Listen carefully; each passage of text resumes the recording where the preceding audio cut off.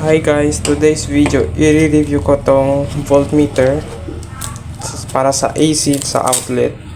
Tapos meron siyang power na measure. So ito siya guys. KWC. Tapos may manual naman. May manual siya guys.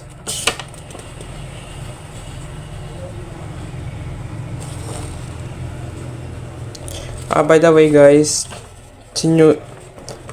na-choose ko tong 20 amp version na internal shunt, internal transformer. Dahil mas cheap siya kaysa ganitong 100 amps. At hindi ko naman kailangan yung 100 amps dahil pag measure ko na lang man to sa mga electronics na charger like etc.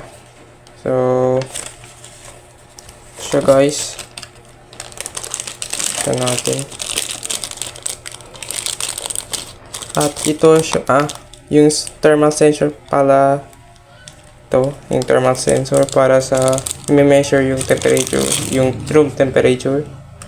Tapos yung wiring, by the way guys, as you can see may mark na siya para alam kung saan yung input, yung live and neutral dahil meron guys, ito yung input at output, pero yung ito baliktad, may gap. Tas yung walang mark dyan yung output para sa output na ng load. Ito siya guys. At kung nakikurious nyo anong laman, i-tear down natin to.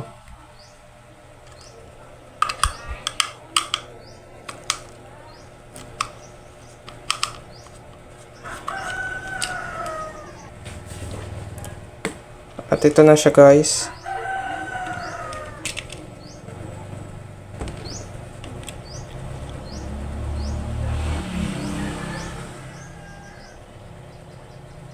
Meron siyang inductor, yung resistor, tapos may fuse siya guys, may fuse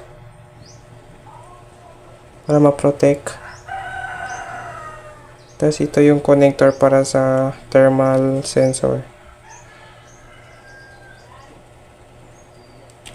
So next natin, ilalagay ko to sa case, ilalagay ko tong power meter sa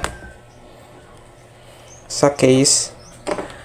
At ito siya guys, battery na lang yung case ko dahil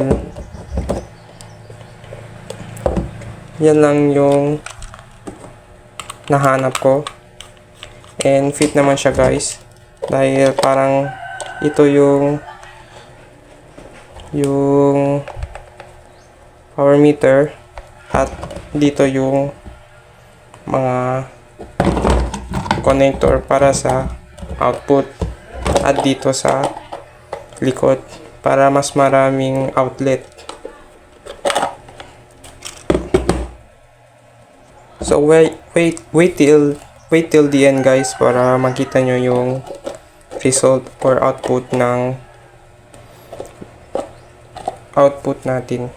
Let's go.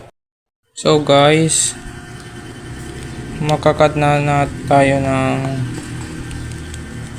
ito. Tapos ginamit ko tong DIY na DC. Parang drill na siya guys.